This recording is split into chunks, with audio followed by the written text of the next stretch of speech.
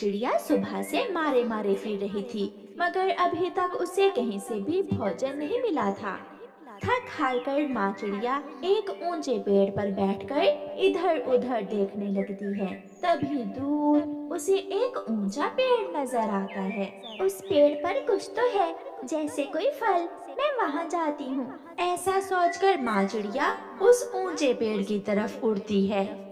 मिल गया, मुझे खाना मिल गया। ये नारियल का पेड़ मुझे खाना भी देगा और पानी भी। नारियल के पेड़ पर नारियल तैयार थे। मम्मा चिड़िया दो नारियल तोड़ती है और अपने घर वापस उड़ती है। मम्मा चिड़िया जब अपने घर के करीब पहुंचती है तो उसे गोरी कौवी मिलती है। चिड़िया चिड़िया, मुझे तो सुबह से कुछ भी नहीं मिला, और तू ये नारियल का फल कहाँ से ले आई है? दूसरे जंगल में नदी के पास है नारियल का पेड़, मुझे वहाँ से ये नारियल मिला है। मम्मा चिड़िया अपने घर चली जाती है। रात हो जाती है। गोरी कौवी अपने पति कालू कौवे से कहती है, कालू जी, कल सुबह सवेरे दूसरे जंगल जाएंगे। वहाँ नदी के पास नारियल का पेड़ है, उस पेड़ से हम सारे ही नारियल तोड़ लेंगे। और छोटी चिड़िया खाएगी नारियल का छिलका। वो ऐसा ही करते हैं। जैसे ही सुबह होती है, वो दोनों पति पत्नी अपने घर से निकलते हैं और नारियल के पेड़ की तरफ जाते हैं। गुड़िया बेटी, मैं आपके लिए और नारियल लेकर आती हूँ। मम्मा, कल वाले नारियल बहुत स्वादिष्ट थे। मम्मा मम्मा, मुझे नारियल पानी बहुत पसंद है। मैं अपनी बेटी के लिए आज फिर दो नारियल लेकर आऊंगी। मम्मा चिड़िया चली जाती है। कौवे और कौवी ने तो जी भर के नारियल खा लिए थे। अब पेड़ पर केवल दो नारियल ही बचे थे। चिड़िया भी वहाँ पहुँच जाती है। कौवे और कौवी, आपने सारे ही नारियल तोड़ लिए? क्यों जी, क्या तुझसे परमिशन लेकर तोड़ते हम? अब ये दो नारियल भी हमारे हैं इस पेड़ पर। खबरदार, अगर इन नारियल को पंख लगाया तो मैं तुम्हारा पंख तोड़ दूंगा। इस नारियल के पेड़ का मैंने ही बताया था गोरी तुम्हें, और अब तुम मुझे ही ये नारियल तोड़ने से मना कर रही हो। ज्यादा चू चू ना कर। कालू, तोड़ लो ये नारियल भी। मैं देखती हूँ क्या करती है ये बांदरी चिड़िया। कालू कौवा बाकी के दो नारियल भी तोड़ लेता है और वो दोनों पति पत्नी वहाँ से चले जाते हैं। चिड़िया वहाँ बैठकर रोने लग जाती है। अगर मैं कमजोर चिड़िया ना होती तो मैं भी तुम्हारा मुकाबला करती। तुम बुरे हो, तुम बहुत बुरे हो। चिड़िया को रोता हुआ देखकर वहाँ जंगल की परी आ जाती है। चिड़िया रानी, चुप हो जाओ। जो बुरा हो, जो जालिम हो, उसे बुराई का बदला जरूर मिलता है, क्योंकि बुराई का अंत हमेशा बुरा ही होता है। मेरी बेटी छोटी सी है, मैंने उससे वादा किया था कि मैं आज उसे नारियल ला कर दूंगी। आपकी बेटी नारियल ही खाएगी। ये लो चिड़िया, ये जादुई नारियल का बीज है। जाके इसे अपने आंगन में लगाओ और फिर देखना इसका कमाल। शुक्रिया परी जी, मगर वो कौवे? ये नारियल का पेड़ उन कौवों से खुद ही निमट लेगा। चिड़िया वो बीज घर ले जाती है। गुड़िया बेटी, गुड़िया बेटी, जल्दी आओ। मामा चिड़िया अपनी बेटी को बुलाती है। मम्मा, ये क्या है? गुड़िया बेटी, ये जादुई नारियल का बीज है। आप पानी लाओ और हम इस बीज को यहाँ बो देते हैं। फिर वो माँ बेटी ऐसा ही करती हैं। कालू, कालू जी, मैं ये दो नारियल अपनी माँ को दे आती हूँ। मेरी माँ को नारियल बहुत पसंद है। गोरी, गोरी, मैं एक नारियल अपने मामा जी को दे आता हूँ। मेरा मामा जी भी नारियल देखकर बहुत खुश होगा। फिर गौरी कौवी दो नारियल लेकर अपनी माँ के घर जाती है। उधर मामा चिड़िया और उसकी बेटी ने जैसे ही वो जादुई बीज बोकर उसे पानी दिया तो जमीन से एक पौधा बाहर आता है, जो देखते ही देखते बढ़ने लगता है। कुछ ही मिनटों में वो पौधा एक बड़ा पेड़ बन जाता है और उस पर नारियल भी लग जाते हैं। एक नारियल टूटकर मम्मा चिड़िया के पास गिरता है। मम्मा चिड़िया और गुड़िया ये सब देखकर बहुत हैरान थी। वाह! मम्मा, ये तो कमाल का जादुई नारियल का पेड़ है। अब हमें भोजन की कोई चिंता नहीं होगी। और बेटी, जंगल के दूसरे गरीब पक्षी भी जी भर के नारियल पानी पी सकेंगे। फिर मम्मा चिड़िया एक नारियल तोड़कर तोते और एक कबूतर के घर भेज देती है। जब शाम के बाद कौवा और कौवी वापस आते हैं तो चिड़िया के घर के पास नारियल का पेड़ देखकर हैरान हो जाते हैं। कालू जी, मेरी नजर कमजोर हो गई है, या ये सच है? क्या वो सामने नारियल का पेड़ ही है? हाँ गोरी, मगर ये नारियल का पेड़ यहाँ कैसे आया? अभी थोड़ी देर पहले तो यहाँ कुछ नहीं था। कालू, कुछ तो है, ये जरूर कोई जादुई नारियल का पेड़ होगा। हमें छुपकर चिड़िया की बातें सुनना होगी। फिर जब रात होती है तो गोरी कौवी और कालू कौवा चिड़िया के घर की खिड़की के पास जाकर बैठ जाते हैं और उन माँ बेटी की बातें सुनने लगते हैं। मम्मा, क्या हमारे इस जादुई नारियल के पेड़ पर हमेशा नारियल लगेंगे? हाँ बेटी, ये पेड़ मुझे जंगल की परी ने दिया है। जब कौवों ने मुझे मारा तो मैं वहाँ बैठकर रोने लगी। फिर वो परी आई और मुझे जादुई नारियल का बीज दे दिया। कालू, सुना, ये सब हमारे कारण ही हुआ है। अब देखना मैं कैसे इस चिड़िया के नारियल के पेड़ पर अपना कब्जा करती हूँ। दूसरे दिन गोरी कौवी चिड़िया के पास जाती है। चिड़िया चिड़िया, ये नारियल का पेड़ तुम मुझे दे दो। नहीं, तुम भागो यहाँ से। मैं तुम्हें ना नारियल दूंगी और ना ही ये नारियल का पेड़। छोटी चिड़िया, ये जादुई नारियल का पेड़ तुझे मेरी वजह से ही मिला है। ना मैं तुम्हें मारती, ना तुम रोती, और ना वो जंगल की परी तुझे जादुई नारियल का बीज देती। ये जादुई नारियल का पेड़ अपनी रक्षा खुद करेगा। मैं तो चली अपने दोस्तों को नारियल देने। चिड़िया कुछ नारियल तोड़कर अपने दोस्तों को देने चली जाती है। गोरी भागी भागी कालू के पास जाती है। कालू जी, चिड़िया चली गई है। अब जल्दी से वो नारियल का पेड़ उखाड़कर हम अपने आंगन में लगा लेते हैं। गोरी, मैं अभी अपनी करेन लेकर आता हूँ। कालू कौवा अपनी करेन लेकर उस नारियल के पेड़ को उखाड़ने के लिए जाता है। कालू, रुको रुको कालू, पहले मैं इस नारियल के पेड़ से नारियल तोड़ लेती हूँ। गोरी कौवी जैसे ही नारियल के पेड़ से एक नारियल तोड़ती है, पीछे से एक डंडा आकर गोरी कौवी की पिटाई शुरू कर देता है। कालू, कालू, ये क्या? यहाँ कोई भी नहीं है, मगर ये डंडा मुझे मारे जा रहा है। मुझे बचाओ, बचाओ कालू। जंगल की परी सामने आती है। बुरे काम का अंत हमेशा बुरा ही होता है, और अब मिलेगी बुरे कौवों को सजा। कालू कौवा आगे और गोरी कौवी पीछे पीछे, और परी उन दोनों के पीछे डंडा लिए जा रही थी। कौवों को भागता हुआ देखकर सब पक्षी हंस रहे थे। परी मार मार कर बुरे कौवों को जंगल से बाहर निकाल देती है।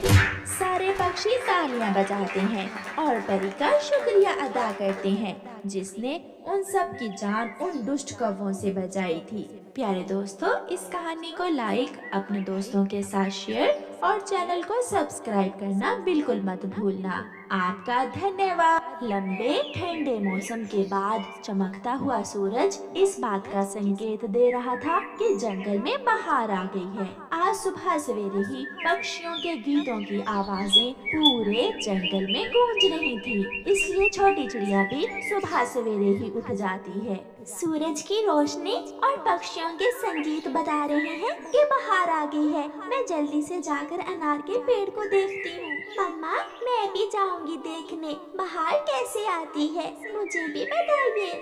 फिर वो माँ बेटी अपने घर से निकलती हैं। सच सच में अनार की नई कोंपलें फूट रही हैं। इसका मतलब अब बहार शुरू है।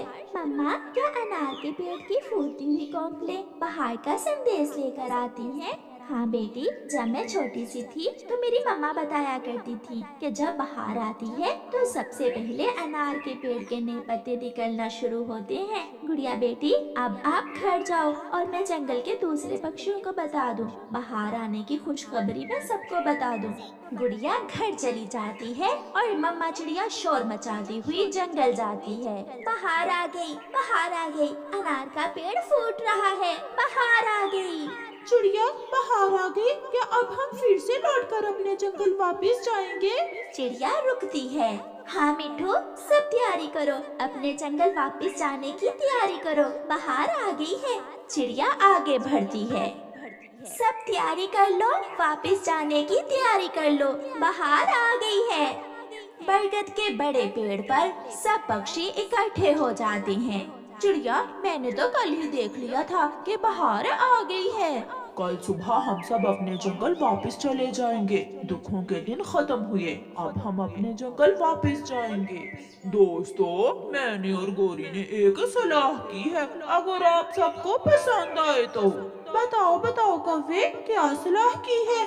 मैं बताती हूँ, इस बार हम दूसरे जंगल की यात्रा उड़कर नहीं बल्कि बस में बैठकर करेंगे। मैंने और कालू ने चाची चील से बात कर ली है, हम कल सुबह सवेरे ही चाची चील को ले आएंगे। बस का सफर फिर तो बहुत मजा आएगा, बहुत इंजॉय करेंगे सब। बस का किराया कितना होगा? केवल 20 दाने चावल के। फिर तो बहुत अच्छा है, 20 दाने चावल देकर हम उड़े बिना अपने जंगल वापस पहुंच जाएंगे। चिड़िया खामोश थी। कालू कौवा चिड़िया से पूछता है, चिड़िया, सबसे ज्यादा बाहर के आने का शोर तुम मचा रही थी और अब चुप हो, क्या बात है? आप सब बस पर वापस जाओगे, मगर मेरे पास तो बस का किराया देने के लिए 20 दाने चावल नहीं है, मैं कैसे जाऊंगी? छोटी चिड़िया, तुम जैसे गरीब पक्षी ऐसे मौके पर हमेशा दूसरों को परेशान करते हैं। जाना कैसे है? तुम अपनी बेटी को साथ लेकर उड़कर आ जाना। फिर सब अपने अपने घरों को चले जाते हैं। मम्मा, क्या बात है, कुछ हुआ है? गुड़िया बेटी, सब पक्षी चील चाची की बस पर पुराने जंगल वापस जा रहे हैं, मगर हमारे पास बस का किराया देने के लिए 20 दाने चावल नहीं है। मम्मा, आप चिंता न करें, अगर हमारे पास बस का किराया नहीं है तो हम उड़कर चली जाएंगी। अगर ये सफर सबके साथ होता तो कितना अच्छा लगता, रास्ते में बातें करते जाते। मम्मा, अगर आपके दोस्तों को इस बात का दुख नहीं है तो फिर हमें क्यों? दूसरे दिन सुबह सवेरे ही कौवा और कौवी उठते हैं और जल्दी से चाची चील के पास जाते हैं। चाची चील अपनी बस के पास ही घोंसले में सो रही थी।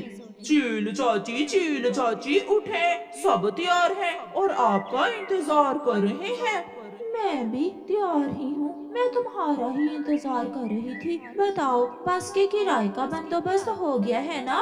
सबके पास किराया है, एक चिड़िया के पास कुछ नहीं था, वो उड़कर आ जाएगी। चील चाची, उसे छोड़ें आप, बस आप जल्दी से बस स्टार्ट करें और चले हमारे साथ। फिर चील चाची बस स्टार्ट करती है, कौवा और कौवी भी बस में बैठ जाते हैं। बरगद के पेड़ पर सब बैठे हुए थे। जैसे ही बस वहाँ रुकती है, सब पक्षी बस में बैठ जाते हैं। चिड़िया नहीं आई। मोटी चोंच वाले तोते, क्या दिमाग भी मोटा है तुम्हारा? कल उसने बताया तो था कि उसके पास किराया नहीं है, फिर कैसे जाएगी वो बस में?